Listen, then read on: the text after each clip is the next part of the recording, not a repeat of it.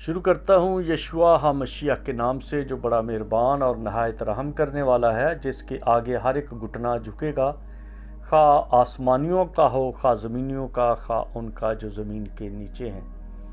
MCM university کے تمام students اور مبارک منسٹری میں خدمت کرنے والے بھائیوں بہنوں کو سلام، شلوم، جے مسیح کی۔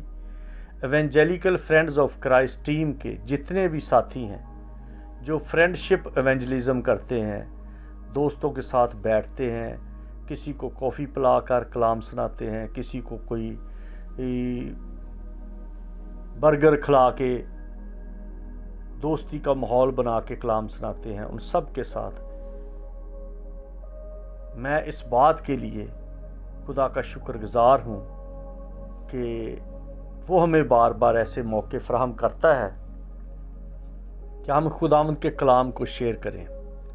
آج جب میں ڈیوٹی پہ تھا تو مجھے بہت سارے لوگوں نے فون کیا اور کئیوں نے میسج کیے کہ سر آپ نے جو پیدائش کی کتاب اس کے 3 باب کی 17ویں آیت کے حوالے سے بات کی ہے کہ خدا نے زمین پر لعنت کی اور آدم کو کہا کہ زمین تیرے سبب سے لعنتی ہوئی اور وہ اونٹ کٹارے اگائے گی، تو یہ سزا نہیں تو اور کیا ہے۔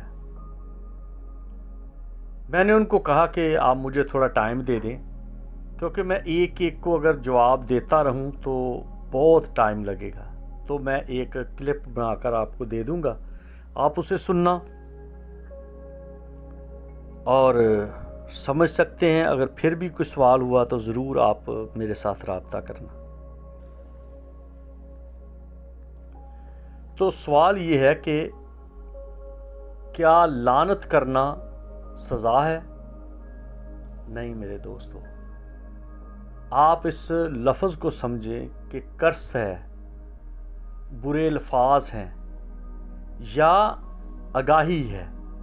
جیسے ایک اسٹوڈنٹ پڑھائی کے دنوں میں توجہ نہیں دیتا، ٹی وی دیکھتا رہتا ہے یا موبائل پہ لگا رہتا ہے یا کتابیں اوٹ پٹنگ پڑھتا رہتا ہے، تو امتحان آ جاتے ہیں اور وہ امتحان میں کم نمبر لیتا ہے یا اس کی سپلی آ جاتی ہے، تو اس کا باپ یا ماں یا پورا خاندان افسردہ ہوتے ہیں،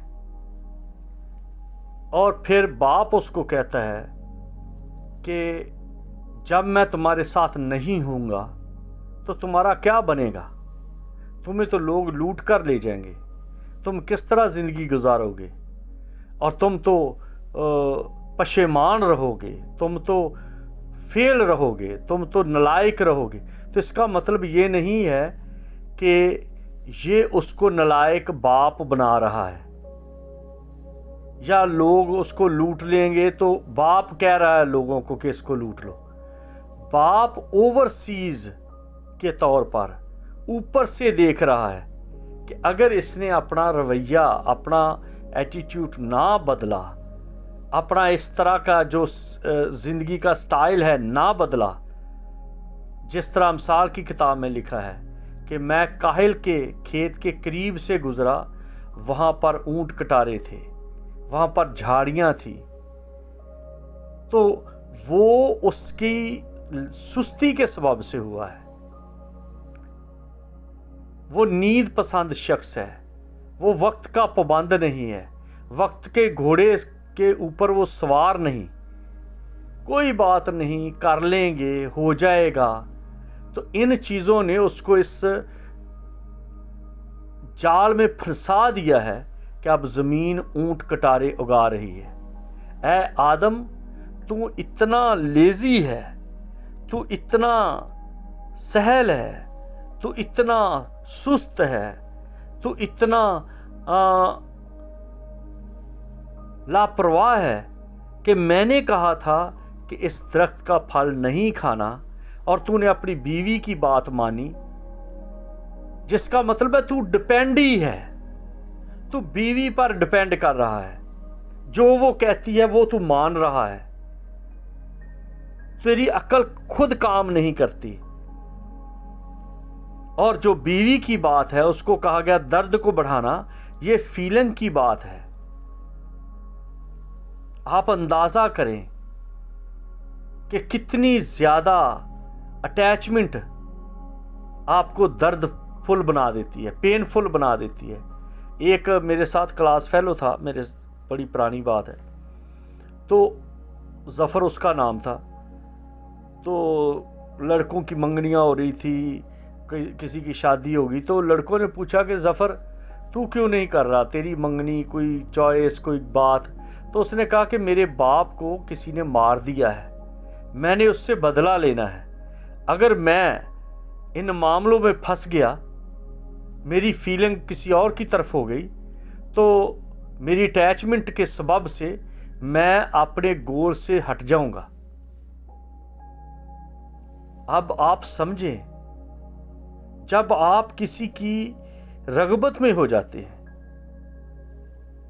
تو آپ اندر ہی اندر اس کے ساتھ جڑ جاتے ہیں، آپ کمزور ہو جاتے ہیں۔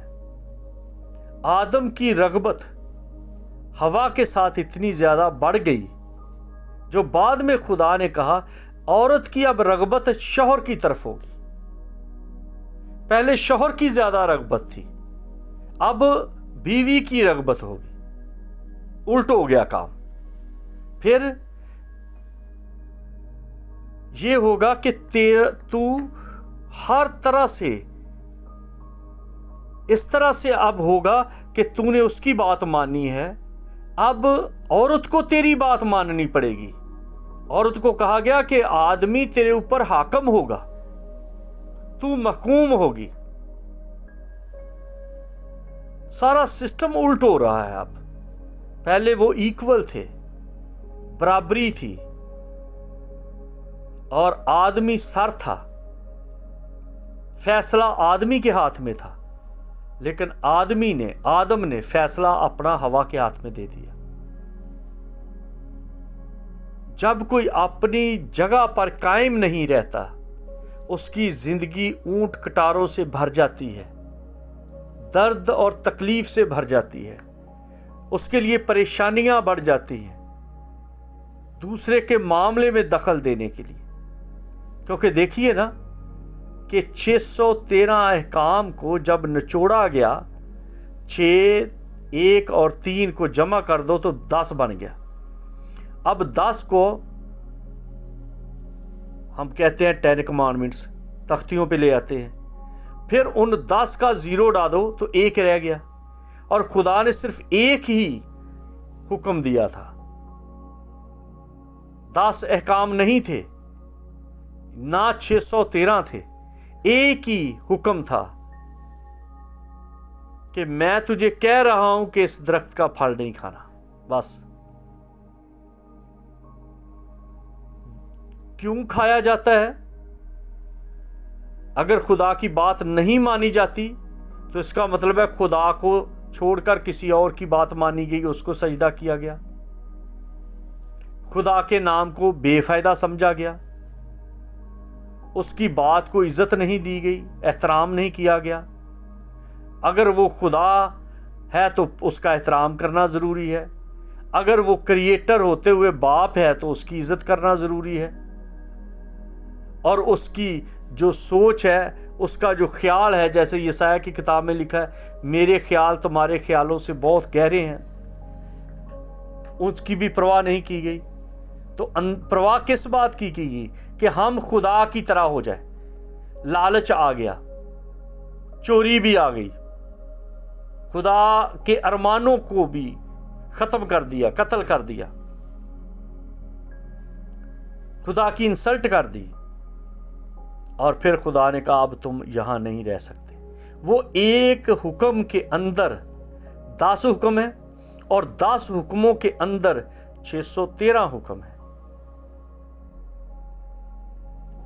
میری کسی دن ایک ایسے ہی بات کرتے کرتے بحث چھڑ گئی ایک بندے کے ساتھ، تو وہ کہنے لگا کہ جی آپ جو سور نہیں کھاتے ان کو دیکھتے ہیں کہ ان کی کون سی 150 یا 200 سال عمر ہوتی ہے، آپ کیوں نہیں کھاتے؟ میں نے کہا میں مانتا ہوں کہ جو سور کھاتے ہیں یا بندر کھاتے ہیں یا مینڈک کھاتے ہیں، چوہے کھاتے ہیں، کتے کا گوشت کھاتے ہیں یا اور بھی کئی کچھ کھاتے رہتے ہیں، تو ان کی لمبی عمر ہوتی ہے۔ بات عمر کی نہیں ہے، بات یہ ہے جس کو میں مانتا ہوں، جو میرا خدا ہے، جو میرا خالق ہے، جس کے ساتھ میری اٹیچمنٹ ہے، اس نے مجھے کہا ہے کہ تو نے نہیں کھانا، تو بس میں نے نہیں کھانا، چاہے اس سے عمر بڑھتی ہو یا نہ بڑھتی ہو، چاہے صحت اچھی ہوتی ہو یا نہ ہوتی ہو۔ بات صرف یہ ہے کہ مجھے اس کی آواز کو سننا ہے۔ سن اے اسرائیل، خداوند تیرا خدا ایک ہی خدا ہے، تو صرف اسی کی عبادت کرنا، اسی کو سجدہ کرنا، تب وہ تیری روٹی پانی میں برکت دے گا۔ اب دیکھو روٹی پانی کہاں سے ہے؟ وہ زمین سے۔ اب کیوں نہیں وہ لان تھی؟ اب کیوں نہیں اونٹ کٹارے؟ دراصل بات ہے، جب خدا تمہارے درمیان ہے، جہاں 2 یا 3 میرے نام سے جمع ہوں گے، جب خدا درمیان میں ہے تو پھر وہ جو غم ہے وہ خوشی میں بدل جاتا ہے۔ نین شہر کی بیوہ کا بیٹا مر گیا، جب یسوع وہاں پر تھا تو وہ لڑکا زندہ ہو گیا۔ جب لازر مر گیا تو یسوع وہاں پہ تھا، لازر زندہ ہو گیا۔ بیابان میں جب روٹی نہیں تھی تو یسوع وہاں پہ تھا، 5000 نے کھانا کھایا۔ جب وہ ساتھ ہوتا ہے تو پانیوں پر چل کے اپنے لوگوں کو بچا لیتا ہے۔ جب وہ ساتھ ہوتا ہے تو وہ آگ کی بھٹی میں اپنے لوگوں کے لیے کھڑا ہو جاتا ہے۔ جب وہ ساتھ ہوتا ہے تو شیروں کی ماند میں وہ کھڑا ہوتا ہے، شیروں کے منہ بند کر دیتا ہے۔ جب وہ ساتھ ہے تو سمندروں کے حصے ہو جاتے ہیں، چٹانوں سے پانی نکل آتا ہے، اندھے دیکھتے ہیں، لنگڑے چلتے ہیں، بدرو گرفتہ آزاد ہو جاتے ہیں۔ اب بتائیے، یہ چلتا پھرتا باغ عدن تو آپ کے ساتھ ہے۔ کون سے عدن کی بات کرتے ہیں؟ کون سی جنت کی بات کرتے ہیں؟ جب وہ نہیں ہے تو پھر پین ہے، پھر تکلیف ہے، پھر پریشانیاں ہیں، پھر مایوسی ہے، فیلئر ہے۔ اس کو ہی کہتے ہیں اونٹ کٹارے۔ اور یہ سزا نہیں، یہ موقع دیا گیا ہے کہ آپ ان اونٹ کٹاروں کو ختم کر سکتے ہیں، آپ پھر سے عدن میں آ سکتے ہیں، آپ پھر سے عدن بنا سکتے ہیں۔ جیسے موسیٰ کی بات ہے کہ موسیٰ کو پہلے خدا نے خود تختیاں بنا کے دی، جو سفیر کی تھی۔ آپ جانتے ہیں سفیر کتنا خوبصورت رنگ ہے، فروزہ۔ خدا نے خود تختیاں کاٹیں، اس پر لکھا اور لکھ کر موسیٰ کو دے دیا۔ جب اس نے وہ غصے میں آ کر توڑ دی تو خدا نے کہا اب تجھے خود بنانی ہے تختیاں۔ پھر اس نے پورے پہاڑ کی جو سٹون کی، جو پتھر کی پلیٹیں تھیں، ان کو سیٹ کیا اور خدا نے اس کے اوپر لکھ دیا۔ وہ فروزہ والا کام گیا، وہ سفیر ڈائمنڈ گیا۔ اسی طرح سے وہ جو عدن میں تھا، وہ سہولتیں تھیں، اب وہ گئیں۔ اب انسان کو، آدم کو، مجھے اور آپ کو خود کرنا ہے۔ یہ اونٹ کٹارے ختم کرنے ہیں، اور یہ تالیوں سے نہیں ختم ہوں گے، یہ چندے سے ختم نہیں ہوں گے، یہ چاول بانٹنے سے ختم نہیں ہوں گے، یہ پادریوں کے لیے چڑھاوا چڑھانے سے ختم نہیں ہوں گے۔ یہ حکم ماننا قربانی چڑھانے سے بہتر ہے۔ سن اے اسرائیل، خداوند تیرا خدا اس کے سوا اور کیا چاہتا ہے کہ تو اپنے سارے دل اور اپنی ساری جان سے اس کی عبادت کرے۔ اور لفظ عبادت جو ہے وہ تالیاں بجانا، ڈھولکی بجانا اور نعرے لگانا نہیں ہے۔ عبادت کا مطلب ہوتا ہے عابد، جو جھکنے والا ہے، جو سرنڈر کرنے والا ہے، جو لبیک کہنے والا ہے، جو اپنی مرضی نہیں بلکہ یہ کہتا ہے جیسے سیموئیل نے کہا، فرما تیرا بندہ سنتا ہے۔ جیسے یسوع نے باغ گتسمنی میں ایک نمونہ دیا کہ میری مرضی نہیں بلکہ تیری مرضی پوری ہو۔ جیسے یوحنا نے کہا، ضرور ہے کہ وہ بڑھے اور میں گھٹوں۔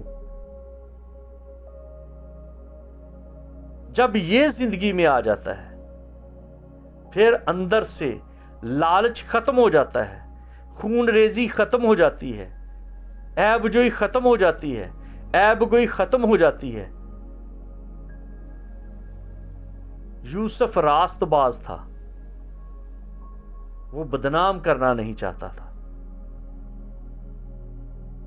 جو خدا کے لوگ ہیں، جو خدا کا رویہ ہے، وہ کسی کو بدنام نہیں کرتا، وہ خاموش ہو جاتا ہے۔ بارہا ہم دیکھتے ہیں کہ خدا خاموش دکھائی دیتا ہے۔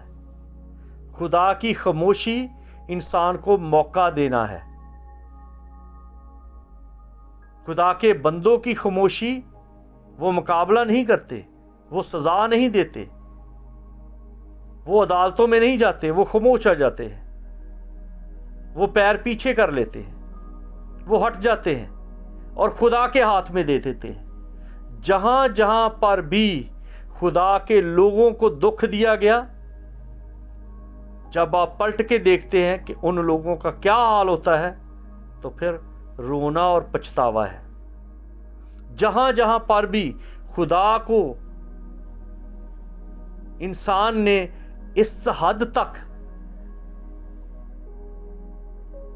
بے فائدہ نام لے کر اور اس کو بے فائدہ پریز کر کے بدنام کیا، مجھے خدا نے کہا رات کو یہ بات، مجھے خدا نے کہا رات کو یہ بات، خدا نے میرے ساتھ بات کی، کئیوں کو میں نے سنا، جب میں نہا رہا تھا تو خدا کے روح نے مجھے یہ سکھایا۔